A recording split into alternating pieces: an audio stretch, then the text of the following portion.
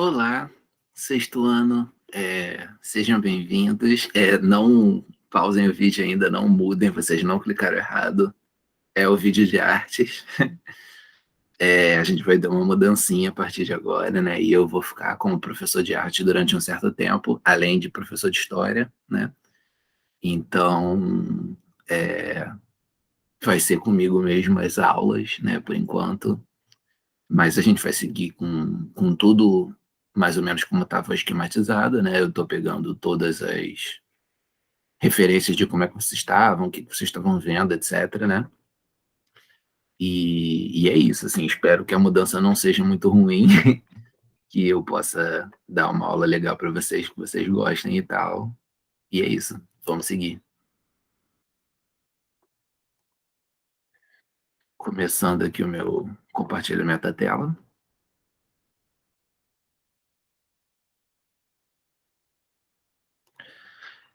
Vocês pararam por aqui, né? A gente ia ver o que que era o caderno de um artista. Bom, os artistas, eles nem sempre eles já vêm com aquela obra que a gente conhece toda esquematizada na cabeça deles e pronta, né? E sabendo o que que eles vão fazer e tal. Então,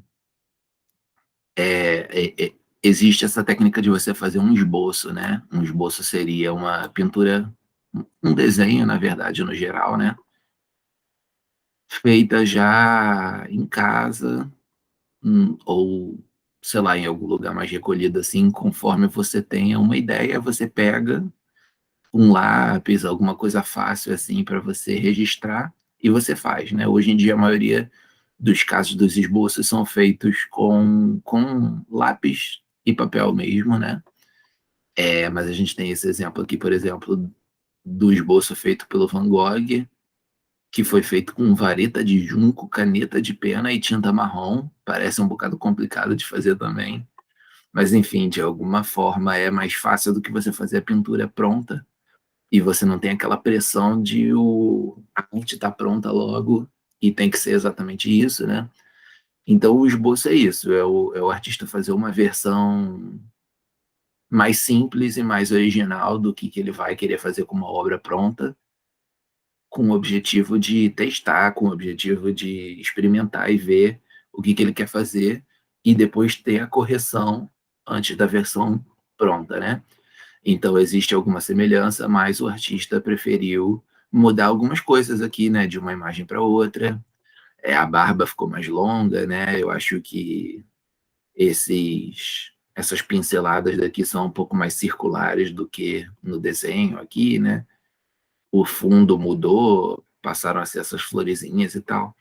Então, algumas coisas mudaram aí nesse desenho, de um lado para o outro, né? E é isso basicamente que você faz, que o artista faz quando ele muda de um esboço para uma pintura em si, né? Então é uma técnica bem comum que não apenas o Van Gogh fez, mas vários e vários artistas.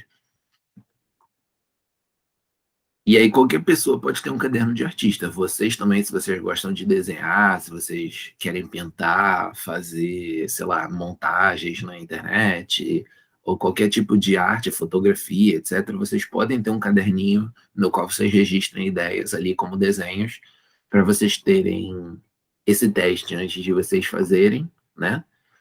É bom que é um espaço onde você não tem esse certo nem errado, você simplesmente vai experimentando.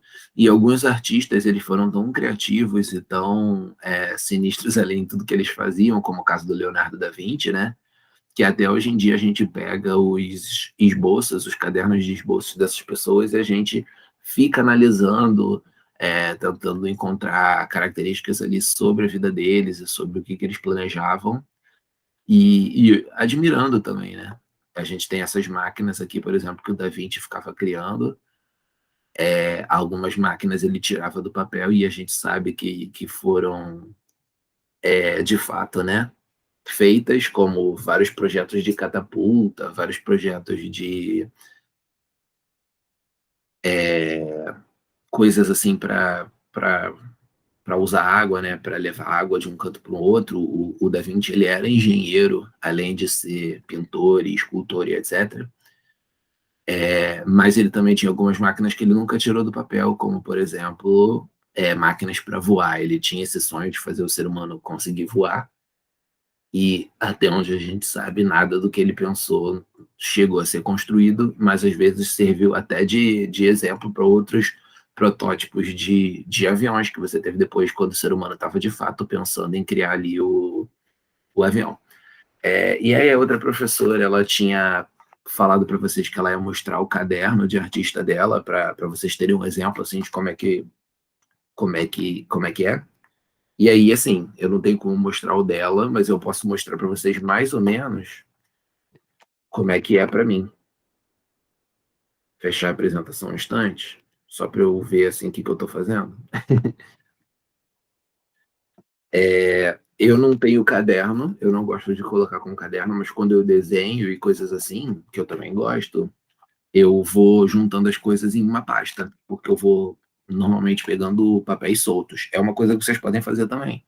O importante é vocês guardarem, vocês tomarem conta e vocês saberem mais ou menos o que vocês estão fazendo, para vocês poderem sempre checar, né?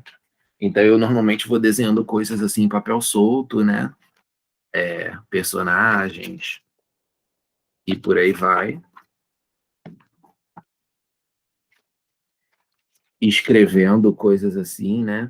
Para ficarem guardados na minha memória as ideias que eu tive. Aqui eu tenho uns esboços bem esboço de papel mesmo, que nem a gente está vendo ali dos artistas. Isso aqui seria uma cidade, né? O desenho de uma cidade. Fazendo alguns esquemas assim, ó, para juntar as ideias. Você vai de uma coisa para outra. Enfim, isso é porque eu não sou pintor, tá? Eu desenho um pouco, porém o meu foco não é em fazer pintura nem nada do tipo. O meu foco é escrever, eu quero escrever coisas, né? Livros. Então, os meus planejamentos são mais assim, de tipo tentar imaginar como é que vão ser os personagens, como é que vão ser os lugares da história, quais ideias do que vai acontecer. Então, a maioria das minhas anotações são escritas, né? Não são desenhos, embora tenha alguns. É, E aí, qualquer coisa artística que vocês forem fazer, vocês podem fazer um esboço, né? O que vai ser aquele esboço de vocês só vai mudar um pouco de acordo ali com o que vocês querem fazer. Mas a ideia é sempre a mesma, que você vai registrar as ideias, as inspirações, sem necessariamente ter aquela pressão de já estar com a coisa acabada. Seguindo aqui, né, com a nossa apresentação. A gente tem alguns artistas que o esboço, ele passa um pouco, né, desse limite de ser só um teste que ninguém vai ver, e você passa a dar uma olhada nos esboços deles, né? Alguns exemplos, a gente tem esse Josh Haskin, que ele fez uma animação baseada ali no esboço, o esboço vai ganhando vida, se movimentando e etc. Bem bonitinha essa animação, eu conheci a Morsa, né? E você tem esse Tim Burton, que é um artista de cinema, né? Faz filmes e faz animações. Aquele A Noiva Cadáver, por exemplo, é dele. Aquele Alice no País das Maravilhas, filme mais novo, que você tem é dele. Alice no País dos Espelhos também. É, e aí não apenas ele dirige os filmes, como ele desenha os personagens assim no papel para ele ter uma ideia de como é que os personagens serão, e aí depois a gente que assiste os filmes, etc., a gente consegue ter acesso a esses desenhos para saber mais ou menos o que ele estava pensando. Olha como é, o desenho já mostra aí mais ou menos como é que vão ser as formas dos personagens e valorizando a expressão deles com os traços, né, de desenho.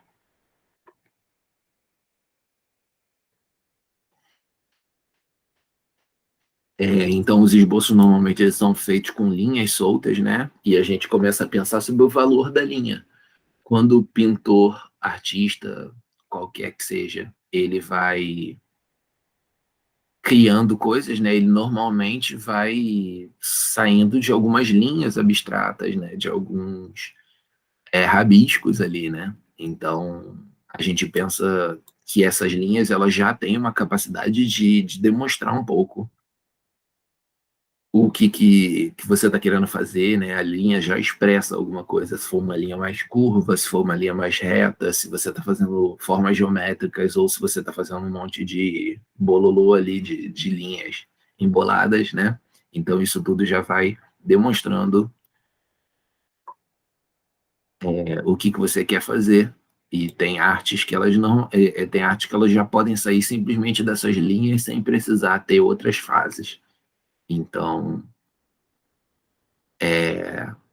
com essas linhas, às vezes você está representando a imaginação, às vezes você está representando a memória, às vezes você está representando alguma coisa que você está vendo no próprio momento que você está fazendo o desenho. Então, o importante para o artista é que você se inspire, que você viva o mundo ao seu redor sempre olhando ali com um olhar artístico. Agora, uma atividadezinha aí legal para vocês, e eu espero que vocês tenham, né, sempre essa tentativa de ser artistas vocês também, de representarem as coisas. Então é isso que a gente vai fazer mais ou menos nesse nosso exercício aqui.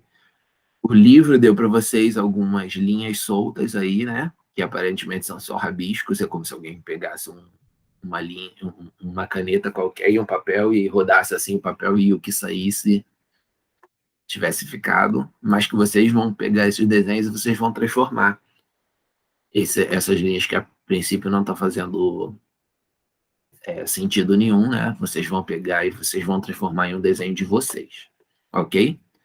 E aí o que vocês vão fazer com isso? Não importa, vocês que sabem, né? Mas soltem a imaginação de vocês.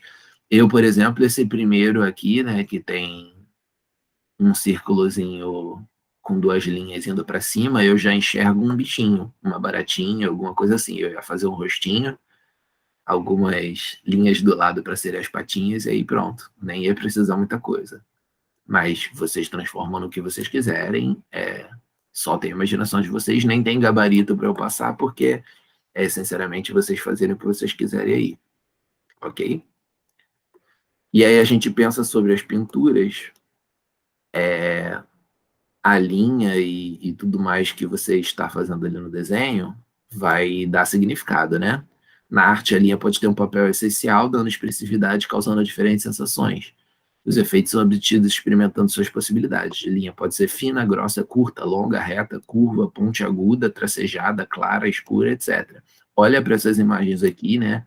Uma arte famosíssima do Van Gogh e um esboço que ele fez para essa arte, né? Olha como as linhas são importantes. Com a linha, ele está dando essa sensação de que a imagem está desfocada, né? Ele está dando uma impressão de movimento quando ele faz esse espiral aqui, né? Cercado de linhas.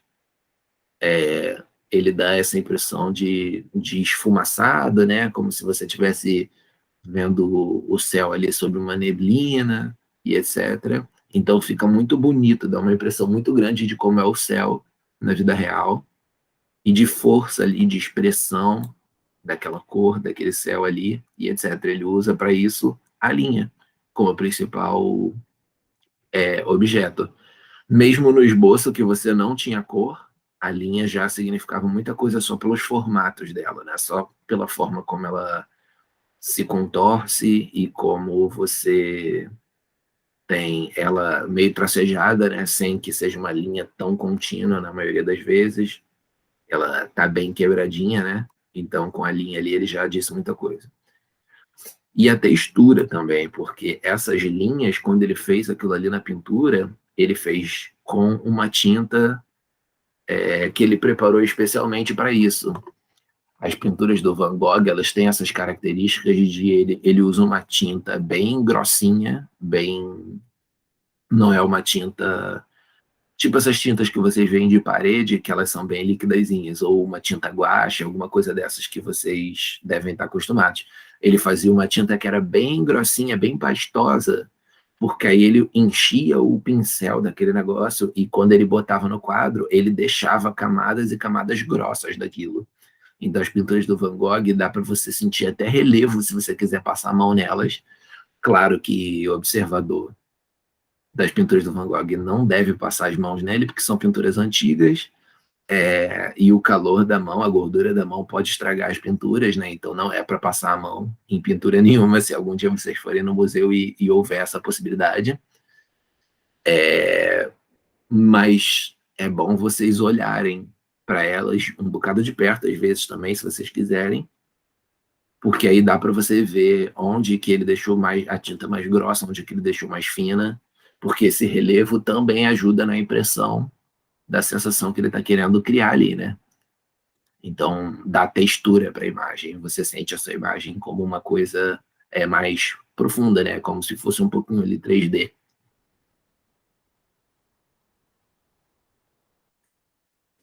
E aí, mais atividades aqui, né? Desenhe diferentes linhas com base nos exemplos, provocando várias sensações, né? Se vocês querem uma coisa mais louca, vocês vão fazer uma linha mais embolada. Se vocês querem uma coisa mais bonitinha, vocês vão fazer talvez curvas leves. Se vocês querem uma coisa bem estruturada, vocês vão fazer linhas geométricas e tal. Soltei a imaginação de vocês. E aí vocês podem pesquisar na internet texturas encontradas na natureza, né? Tipo, sei lá, palha, folhas e coisas assim, e vocês tentem desenhar elas. Pelos de animais, pedras, areia, tem várias opções, né? Algodão, enfim, várias coisas encontradas na natureza com texturas diferentes. Tentei adaptar elas para papel, tá bom? E por último, não deixem de fazer a folhinha de vocês, que é uma folhinha pensada ali com carinho, ok? Fui eu que fiz também já, né?